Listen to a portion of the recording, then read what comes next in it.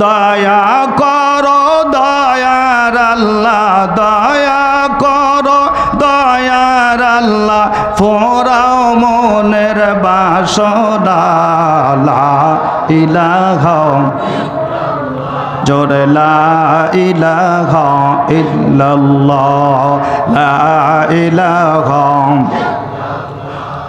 লা ইলাহা ইল্লাল্লাহ, লা ইলাহা। ওই যে জগৎ পাগল কাবার জন্যে, কাবা পাগল মাবুদের মারহাবা। জগৎ পাগল কাবার জন্যে, কাবা পাগল মাবুদের। মাবুদ পাগল নবীর জন্যে, মাবুদ পাগল নবীর জন্যে, নবী পাগল উম্মতের। লা ইলাহা ইল্লাল্লাহ, লা ইলাহা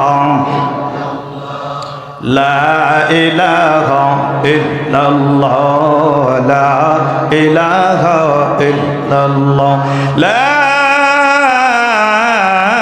ইলাহা ইল্লাল্লাহ মুহাম্মাদুর রাসূলুল্লাহ। সকলে বলি সাল্লাল্লাহু আলাইহি ওয়াসাল্লাম। গভীর মনোযোগ। আল্লাহ সুবহানাহু ওয়া তাআলা জানায় দেয়, বান্দা তুমি জেনে নাও, জেনে নাও। এক নম্বরে আমার হুকুম তুমি পালন করবা, তুমি শোনো। আল্লাহ তাআলার হুকুম পালন করতে গেলে আমাদের প্রস্তুতির দরকার আছে না নাই? জোরে কোন আছে না নাই? নাকা না পাক অবস্থায় আল্লাহর ইবাদত হবে না, হবে না, হবে না। কথা বলুন ঠিক কিনা? আল্লাহ রাব্বুল আলামিন বলেন, ইয়া আইয়ুহাল্লাযীনা আমানু ইযা কুমতুম ইলাস সালাতি ফাগসিলু ওয়ুজুহাকুম ওয়া আইদিয়াকুম ইলাল মারাফিqi ওয়ামসাহু বিরুউসিকুম ওয়া আরজুলাকুম ইলাল কা'বাইন। আল্লাহ রাব্বুল আলামিন বলেন, বান্দা বান্দি শুনে নাও, শুনে নাও। এক নাম্বার, তুমি আমার ইবাদত করবা, ইবাদতের আগে নিজেকে পবিত্র বানাও। সুবহানাল্লাহ। এটা কোন পবিত্র বানানোর কথা বলছেন বাজান? এক নাম্বার হইল নিজের অন্তরাত্মাকে পবিত্র বানাইতে হবে। আল্লাহু আকবার। পয়গম্বর আরবি সাল্লাল্লাহু আলাইহি ওয়াসাল্লাম বলেন, লা ইয়াদখুলুল জান্নাতা জাসাদুন গুযিয়া বিল হারাম। দুনিয়ার জমিনের উপরে হারাম মাল দ্বারা যার শরীরের রক্ত মাংস গজাবে, পয়গম্বর আরবি বলেন, এ উম্মত উম্মতি তুমি শুনে নাও, শুনে নাও। যতক্ষণ পর্যন্ত হারাম মাল অর্জিত ভক্ষণ করার দ্বারা তোমার শরীরের ভিতরে রক্ত মাংস থাকবে, মগজ থাকবে, ততক্ষণ পর্যন্ত গুজিয়া বিল হারাম, ততক্ষণ পর্যন্ত জান্নাতের 8টা দরজা তোমার জন্য হারাম হয়ে থাকবে। নাউজুবিল্লাহ বলা যাবে না? আমাদের দেশে হারামের জোর বেশি না হালালের জোর বেশি? কথা বলেন, হালালের জোর বেশি না হারামের জোর বেশি? এক নাম্বার হালাল খাবার খেতে হবে। 2 নাম্বার আল্লাহ তাআলার ইবাদত করতে হবে। 1 নাম্বার হালাল অর্জিত 1 টাকা হোক, ওই 1 টাকার ভিতর থেকে যদি 8 আনা 4 আনাও আল্লাহর রাস্তায় দান করি, পয়গম্বর আরবি সাল্লাল্লাহু আলাইহি ওয়াসাল্লাম বলেন, আস-সাখী করিবুম মিনাল্লাহ।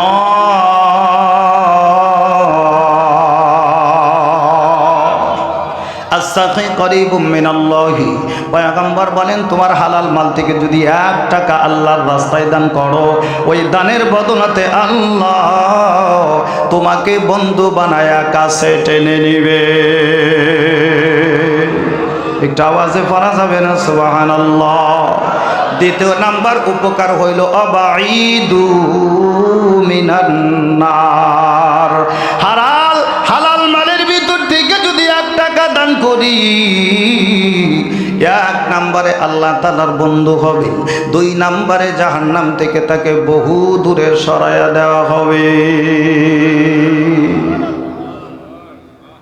আজ আমাদের মাল সম্পদ অর্জিত সব জমা করা আল্লাহর রাস্তায় দিতে আমরা রাজি না। কতক্ষণ ঠিক না? শুধু জমা করে আসি বাজানটি। আল্লাহ সুবহানাহু ওয়া তাআলা বলে দিলেন, ইয়া আইয়ুহাল্লাযীনা আমানু ইযা কুমতুম ইলাস সালাতি ফাগসিলু ওজুহাকুম। আমাকে সিজদা দেওয়ার আগে ভালোভাবে তুমি পবিত্র হও, ওযু করো, ওযুর ভিতরে 4টা ফরজ আদায় করো। আল্লাহু আকবার। ওযুর কথা আল্লাহ তাআলা পবিত্র কোরআনুল কারীম সূরা বাকারার ভিতরে বলে দিলেন, এ বান্দা বান্দি সঠিকভাবে তুমি ওযু করো। ওযু করলে উপকারটা কি হবে? ইমামে আযম আবু হানিফা রাহিমাহুল্লাহ বাজান গো মসজিদের ভিতরে আগমন করছেন নামাজ আদায় করার জন্য। আল্লাহর এক বান্দা মসজিদের বাহিরে পাথরের উপরে বসে ওযু দিতে শুরু করেছেন। 1 নম্বরে হাতের কোণই সহ দৌত করেন, 2 নম্বরে মুখমণ্ডল দৌত করেন, 3 নম্বরে মাথার 4 ভাগ 1 ভাগ মাসে করেন, 4 নম্বরে 2 পায়ের টাকনো সহ দৌত করেন। এই 4টা কাজ করা ওযুর ভিতরে ফরজ করছেন, ঠিক কিনা বাজান? ইমাম আযম আবু হানিফা রাহিমাহুল্লাহ নজর করে দেখে আল্লাহর বান্দা যখন ওযুর পানি দ্বারা 2 হাতের কোণই সহ পর্যন্ত দৌত করে ফেললো, হাতের ভিতর থেকে পানির ফোঁটাগুলো টপ টপ করে জমিনে পড়ে।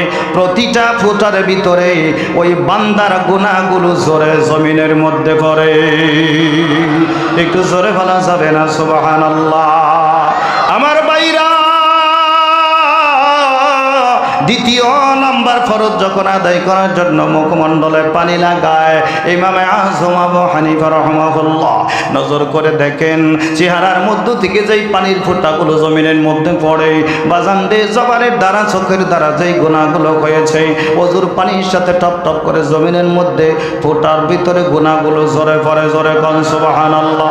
তৃতীয় নাম্বার মাথার 4 ভাগের 1 ভাগ মাসে করার জন্য 2 হাতের তালুটা যখন মাথার ভিতরে মাসে করেন, বাজান রে কিছু পানি সেই জায়গায় লাগার কারণে ওই পানির ভিতরে দামাক দ্বারা যেই গুনাহগুলো হয়েছে, ব্রেন দ্বারা যেই গুনাহগুলো হয়েছে, অনুভূতির দ্বারা যেই গুনাহগুলো হয়েছে, এই গুনাহগুলো ঝরতে শুরু করে।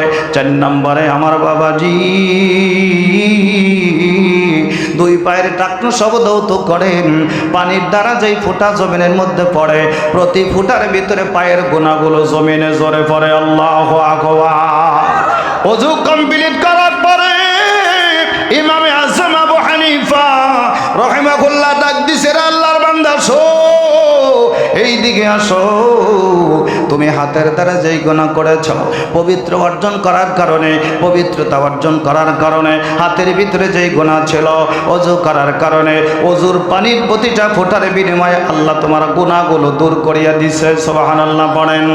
চেহারার ভিতরে যেই গুনাহ ছিল আল্লাহ দূর করে দিছে, মাথার ভিতরে যেই গুনাহ ছিল দূর করে দিছে, টাকনো সব যেই গুনাহ ছিল আল্লাহ তাআলা ওযু করার কারণে সেই গুনাহগুলো দূর করে দিছে। জোরে কোন মারহাবা। পয়গম্বর আরবি সাল্লাল্লাহু আলাইহি ওয়াসাল্লাম বলেন, শাফাআত আমি করব হাশরের ময়দানে 1 শ্রেণীর বান্দা বান্দির জন্য। ইমামে আযম আবু হানিফা রাহিমাহুল্লাহ বলেন, ইমাম গাজ্জালী রাহিমাহুল্লাহ বলেন, হুজ্জাতুল ইসলাম ইমাম গাজ্জালী রাহমাতুল্লাহি আলাইহি মুকাশাফাতুল কুলুব কিতাবের মধ্যে বর্ণনা করেন, সর্বপ্রথম হাশরের ময়দানে পয়গম্বর মুহাম্মদ আরবি সাল্লাল্লাহু আলাইহি ওয়াসাল্লাম 1 শ্রেণীর মানুষের জন্য শাফাআত করবেন। সেই শাফাআতের নাম ইমাম আবু হানিফা রাহিমাহুল্লাহ বলেন, ইমামে আযম আবু হানিফা বলেন, হুজ্জাতুল ইসলাম ইমাম গাজ্জালী রাহমাতুল্লাহ আলাইহি বলেন, ওই শাফাআতের নাম হলো শাফাআতে কুবরা। একটু জোরে বলা যাবে না সুবহানাল্লাহ? শাফাআতে কুবরা হলো সবচাইতে বড় শাফাআত।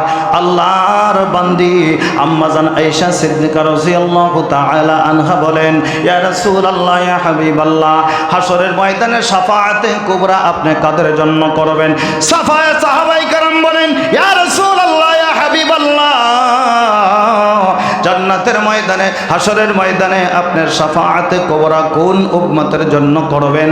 আল্লাহর পয়গম্বর বলেন আয়েশা শুনে নাও দুনিয়ার জমিনে আল্লাহর যেই বান্দা বান্দি 5 ওয়াক্ত নামাজ সঠিক সময় আদায় করেছে